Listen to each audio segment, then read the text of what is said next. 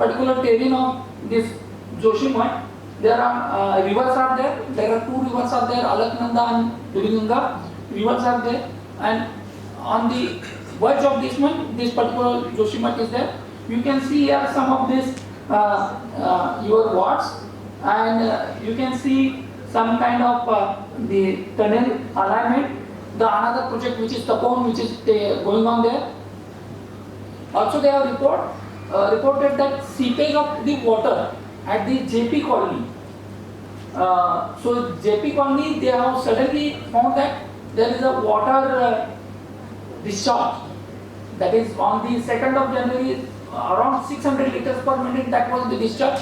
Sudden discharge was observed, and later after 1 month it was 70. But because of this sudden discharge of the water, the subsidence took place. Not only with this, but there are some other reasons are also there. But the interesting thing, they have reported that the seepage that was on near JP colony has no reasonable correction with the headrest canal. That is what the Tapovan Vishnughat Hydro project. So that is what they have observed. The reasons they have reported that the excessive rate of piping actions locally, which is the reason, and which is again coupled with the overburden of the this particular residents or the people, because of that one heavy load of the structure, and because of that one they have reported that there is a ground subsidence. So the urban area of the growth, if you see, this is what in the 1890, and this is what the today's Joshimath. There is obviously there is a sudden urban population growth is there, and this particular growth is there, that is not based on the engineering or the scientific knowledge. Abruptly there is a construction is taken place. So that is also the one of the reason. So here the increased water extraction also the reason which caused to the ground subsidence. The reduction in the pluviometric aquifer levels combined with the particular geological and geomorphological constraints. So these are the main reasons they have reported. And in the media we have got the lot of coverage, because one thing, Joshimath is the popular town which is connecting to this pilgrim centers for the Badrinath Dham, Hemkund Sahib, and also some interesting tourist spots are there. Oli is there, Valley of Flowers are there, and for the Himalayan trekking, these are the things are there. And if you know Jyotirmay Mutt, that was the original name, and people have after that one replaced as Joshimath, but the initial Shankaracharya that established the 4 pitas. Out of 4 pitas, 1 pita is in the Joshimath. So if you consider the Himalaya, this Uttarakhand region, there are 2 regions are there, Garhwal Himalaya and the Kumaon Himalaya. So this Joshimath falls under the Garhwal Himalaya, and this was the altitude, and this place also has a strategic importance because of the international border with the China. ITBP center is there. So a lot of people are staying there, and if you see the history of Joshimath, people already it is reported you have seen the Mishra report also everywhere, that this particular Joshimath, this is the photograph taken from the top, and this is what the town.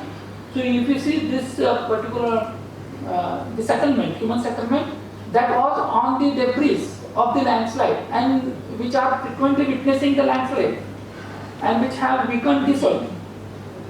So on this particular soil, that Joshimath is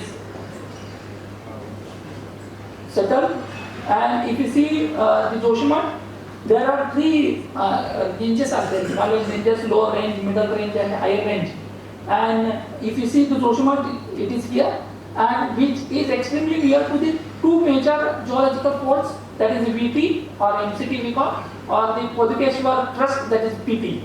So which is very nearly, and as we know, the VT or MCT is a tectonic fault line, and always there is a tectonic movement which is taking place. And if you see, this comes under the zone 5, and from this picture you can see here, this is what the Duriganga river is there. This Duriganga river meets at the Vishnuprayag, and from there this Alaknanda goes, and this is what the Joshimath area, and near to this area you can see this red line here, red line. So this is what the NTPC project is there. If you have some kind of tunneling work is going on. Okay, so within the 10 km of the buffer zone of Joshimath, seven earthquakes have been reported from this year, and hot springs are there in this particular area. And as I mentioned, this comes under zone 5, which indicates the heavy tectonic activities. So you can see this is particular different walls are there, and wherein these are the parts, the whatever these yellow color lines are there, which shows the areas which are affected, more affected, because this particular ground subsidence took place in this region, and because of that one, these are the areas where badly hit. So the safety assessment of buildings.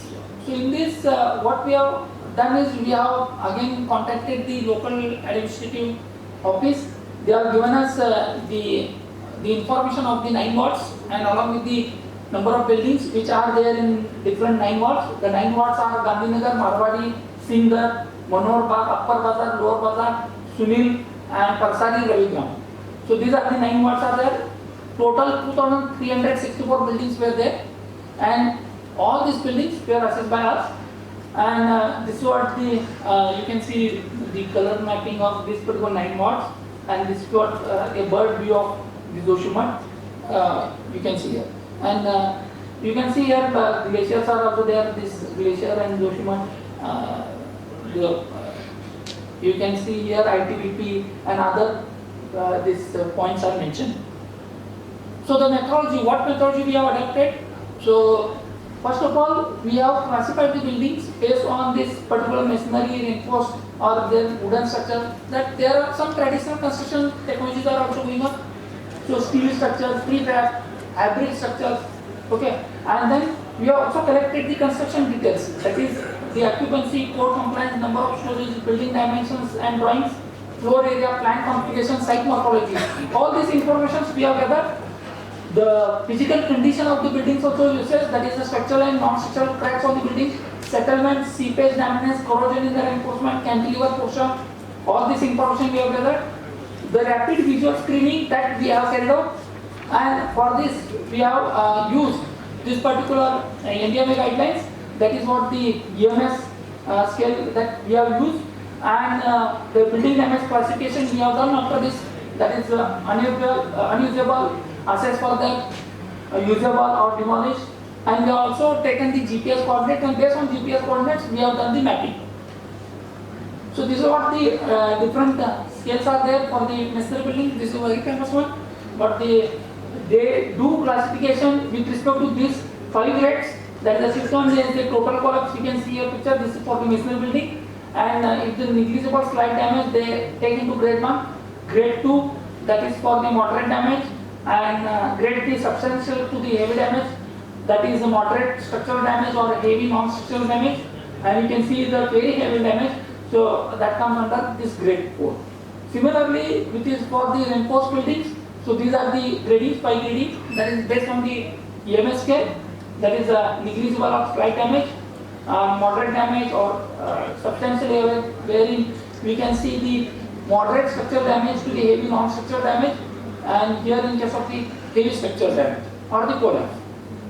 So there are some different classifications are there with respect to different disasters.